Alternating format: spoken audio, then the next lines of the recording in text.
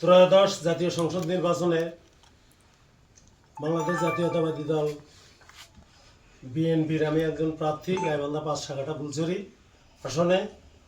এই আসনে নির্বাচনের দিন আমি নির্বাচন পর্যবেক্ষণ করার জন্য আমি যাই। আমি বিভিন্ন ভোটকেন্দ্র পরিদর্শন শেষে আমি শেষের 3টি নির্বাচন কেন্দ্র আমি পরিদর্শন করি।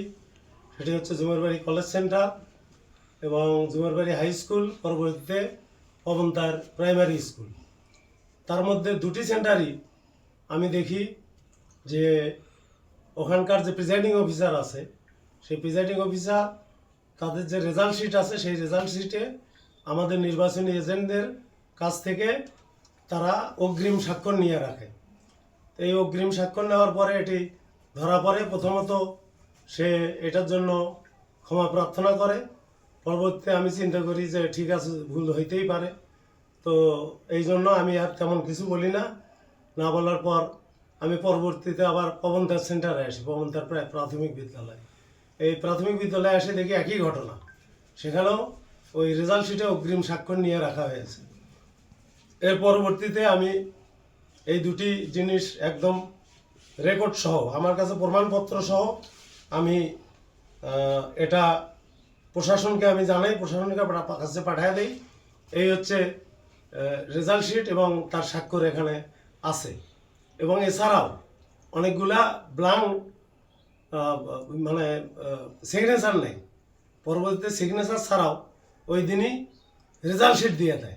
সন্ধ্যার সময় যখন রেজাল্ট হয়ে যায় ওটা দিয়ে দেয়। আর ইতিমধ্যেই আমি বিভিন্ন ভোট কেন্দ্রে 2 থানায় খবর নেই যে প্রায় প্রত্যেক কেন্দ্রেই প্রিজাইডিং অফিসার অ্যাডভান্স সই নিয়ে রাখছে রেজাল্ট শিটে। এই অ্যাডভান্স স্বাক্ষর নেওয়া মানে এটি একটি মানে দুর্নীতি বা কারচুপি করার একটা উদ্দেশ্যে জামাতের পক্ষে তারা কাজ করছে, জামাতে ইসলামী দাঁড়িপাল্লার পক্ষে তারা কাজ করছে। এবং সেটাই আমি সাথে সাথে একটা ভিডিও ক্লিপে আমি ফেসবুকে একটা স্ট্যাটাসও দেই একজন জার্নালিস্টের মাধ্যমে, এবং তার একটা পেজ আছে, সেখানে সেটা আছে। এটা নির্বাচনের দিন 2:30 এটা আমি আমার বক্তব্য পেশ করি। সাথে সাথে এইটা দিয়ে এটার ছবি দিয়ে একটা ফেসবুকে স্ট্যাটাসও দেওয়া হয়, এবং সেইটা দুইটাই রিটার্নিং অফিসার, সহকারী রিটার্নিং অফিসার তাদের কাছে আমি প্রেরণ করে ফোনে কথাবার্তা বলি। তো তখন সে বলে যে না, 2-1টা বিচ্ছিন্ন ঘটনা ঘটতে পারে। তো আমি প্রতিবাদ জানাই যে না, এটা কোনো বিচ্ছিন্ন ঘটনা নয়, এটা উদ্দেশ্যপ্রণোদিতভাবে এইভাবে করা হয়েছে একটি পার্টিকে, অর্থাৎ জামাতে ইসলামকে জেতানোর জন্য। কারণ এই রেজাল্ট শিটে পরবর্তীতে যে অরিজিনাল রেজাল্ট শিটটা হবে সেইটা জমা না দিয়ে এই রেজাল্ট শিটে তাদের ইচ্ছা মতো ভোটের ফলাফল লেখে লিপিবদ্ধ করে তারা এটা জমা দেয় সহকারী রিটার্নিং অফিসারের কার্যালয়ে জমা দিয়ে সেই অনুযায়ী তারা ভোটের রেজাল্ট প্রকাশ করে। কাজেই আমার যে ধারণা 100টার বেশি কেন্দ্রে তারা এই কারচুপিটা করছে, এবং প্রত্যেক এজেন্টদের কাছে আমি বিভিন্ন ইউনিয়নে ভোট কেন্দ্রে আমি খবর নেই, নেওয়ার পরে তারা জানায় যে হ্যাঁ, আমাদের কাছে অ্যাডভান্স রেজাল্ট শিট তারা স্বাক্ষর করে রেখেছে। তো কাজেই এটার আমি জোর প্রতিবাদ জানাই, এবং আমি সহকারী রিটার্নিং অফিসারকে বলি যে এটি হচ্ছে শেখ হাসিনার নির্বাচনকেও হার মানাইছে। তো কাজেই এই রকম আমরা 17 বছর সংগ্রাম করছি সুষ্ঠু নির্বাচনের জন্য, তো এটি তো সুষ্ঠু নির্বাচনের কোনো লক্ষণ না। তো কাজেই এই নির্বাচনের যে ফলাফল, এই ফলাফলটা কোনো অবস্থাতেই গ্রহণযোগ্য নয়, এবং এই ফলাফল আমি নিজে মানি না, প্রার্থী হিসেবে আমি মানি না। এই ফলাফলকে যেভাবেই হোক এই কারচুপির মাধ্যমে তারা এটা ম্যানিপুলেট করে এই ফলাফলটা তারা ঘোষণা করছে। তো কাজেই আপনাদের মাধ্যমে আমি দাবি জানাবো যে ভোট পুনর্গণনা করে তারপরে আবার নতুন করে ফলাফল ঘোষণা করা হোক। আর যতক্ষণ পর্যন্ত পুনর্গণনা না হবে ততক্ষণ পর্যন্ত নির্বাচন কমিশন যেন গেজেট প্রকাশ না করে, এটা আমার হচ্ছে দাবি।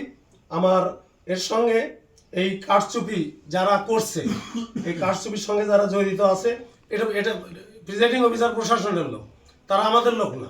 প্রিজাইডিং অফিসার থেকে উপরের দিকে যারাই আছে না কেন, তারা যেহেতু প্রশাসনের লোক, কাজে প্রশাসনকে দিয়েই এই কাজটা করাইছে। যেহেতু প্রশাসনই এখানে চুরি করতেছে, প্রশাসনই অ্যাডভান্স সিগনেচার নিতেছে, এখানে আমি অন্য কাউকে দোষ দিতে পারবো না। প্রশাসনকে যেভাবেই হোক না কেন, দাঁড়িপাল্লা মার্কা তাদেরকে কনভিন্স করে তাদের মাধ্যমে তাদের মন মতো প্রিজাইডিং অফিসার নিয়োগ দিয়েছে প্রশাসনের মাধ্যমে এই কারচুপি করার জন্য, এবং সেই নিয়োগের মাধ্যমেই তাদের সাথে যে কন্ট্যাক্ট ছিল অ্যাডভান্স সাইন নিয়ে তারা এইভাবে একটা কারচুপির মাধ্যমে রেজাল্টটাকে পাল্টায় দিবে, সেইভাবেই পাল্টায় দিছে।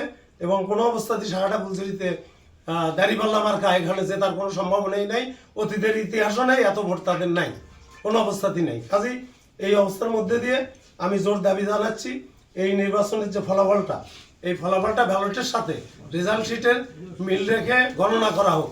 যদি মিল থাকে কোনো কথা নেই, কিন্তু আমি শিওর যে 100টার উপরে কেন্দ্রে কোনো প্রকার মিল পাওয়া যাবে না, কারণ এগুলো অ্যাডভান্স হয়ে নেওয়া হয়েছে। কাজেই এই পুরোপুরি পুনর্গণনা আমি অতি দ্রুত অর্থাৎ কালকের দিনের মধ্যে যাতে পুনর্গণনা হয় সেই দাবি আমি জানাচ্ছি।